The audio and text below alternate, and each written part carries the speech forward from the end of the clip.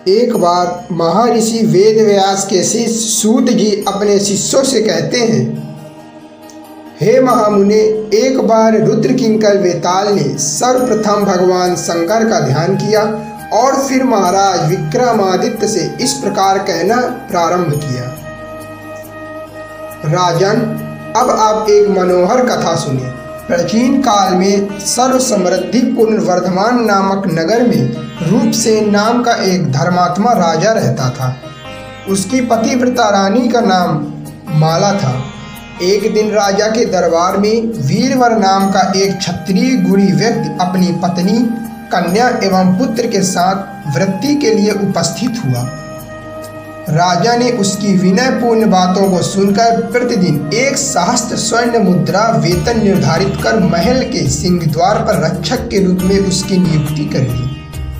कुछ दिन बाद राजा ने अपने गुप्तचरों से जब उसकी आर्थिक स्थिति का पता लगाया तो ज्ञात हुआ कि वह अपना अधिकांश द्रव्य यज्ञ, तीर्थ, शिव तथा विष्णु के मंदिरों में आराधनादि कार्यों में तथा साधु, ब्राह्मण एवं अनाथों में वितरित कर शेष से अपने परिजनों का पालन करता है। इससे प्रसन्न होकर राजा ने उसकी स्थायी नियुक्ति कर दी। एक दिन जब आधी रात में मूसलाधार वर्षा हो रही थी, बादलों की गरजाहट, बिजली की चमक एवं झंझावात से रात्रि की विभीषण का सीमा पार कर रही थी, उसी समय शमशान से किसी नारी की रोने की आवाज़ आई। राजा ने सिंहद्वार पर उपस्थित वीरवर से इस रुदन ध्वनि का पता लगाने के लिए कहा।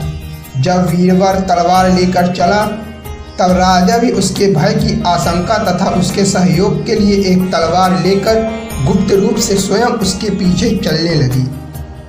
वीरवर ने शमशान में पहुंचकर एक स्त्री को वहां रोते देखा और उससे जब इसका कारण पूछा तब उस स्त्री ने कहा, मैं इस राज्य की लक्ष्मी, राष्ट्र लक्ष्मी हूँ। इसी मास के अंत में राजा रूपसेन की मृत्यु हो जाएगी। राजा की मृत्यु हो जाने पर मैं अनाथ होकर कहाँ जाऊंगी, इसी चिंता से रो रही हूँ। स्वामी भक्त वीरवर ने राजा के दीर्घायु होने का उससे उपाय पूछा।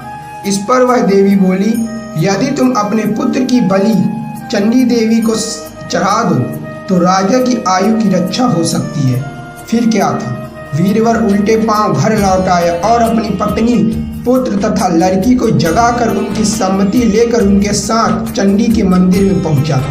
राजा भी गुप्त रूप से उसके पीछे पीछे चलते रहे।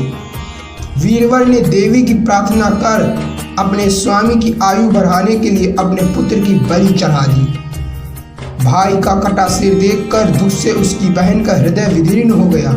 वह मर गई और इसी शोक में उसकी माता भी चल बसी। वीरवर इन तीनों का दाह संस्कार स्वयं भी राजा की आयु की वृद्धि के लिए बलि चढ़ गया। राजा छिपकर यह सब देख रहा था। उसने देवी की प्रार्थना कर अपने जीवन को व्यर्थ बताते हुए अपना सिर काटने के लिए ज्यों ही तलवार खींची, ज्यों ही देवी ने प्रकट होकर उसका हाथ पकड़ लिया और बोली, राजन, मैं तुम पर अत्यंत प्रसन्न हूँ। तुम्हारी आयु तो सुरक्षित हो गई, अब तुम अपनी इच्छानुसार वर मांग लो। राजा ने देवी से परिजनों सहित वीरवर की जीवन दान देने की प्रार्थना की। तथास्तु कहकर देवी अंतर्ध्यान हो गई। राजा प्रसन्न होकर चुपके से वहां से चलकर अपने महल में आकर लेट गया। इधर वीरवर भी चकित होता हुआ और देवी की कृपा मानता हुआ अपने पुनर्जीवित परिवार को घर पर छोड़कर राजप्रसाद के सिंहद्वार पर आकर खड़ा हो गया। अनंतर राजा ने वीरवर को बुलाकर रात में रोने वाली नारी के रुदन का कारण पूछा तो वीरवर ने कहा, राजन, वह तो कोई चुड़ैल थी, मुझे देखते ही वह अदृश्य हो गई। चिंता की कोई बात नहीं है।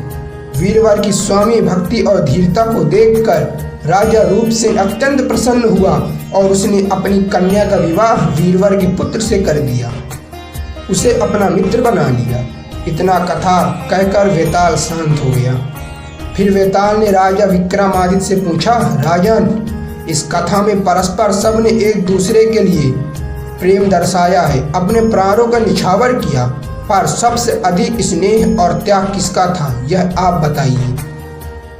राजा विक्रमादित्य बोले, यद्यपि सभी ने अपने अपने कर्तव्य का अद्भुत आदर्श उपस्थित किया, फिर भी राजा का स्नेह ही सबसे अधिक मान्य प्रतीत होता है, क्योंकि वीरवर राज सेवक था। उसे अपनी सेवा के प्रतिफल में स्वर्ण मुद्राएं मिलती थी, अतः उसने स्वर्ण प्राप्ति की दृष्टि से अपना निछावर किया।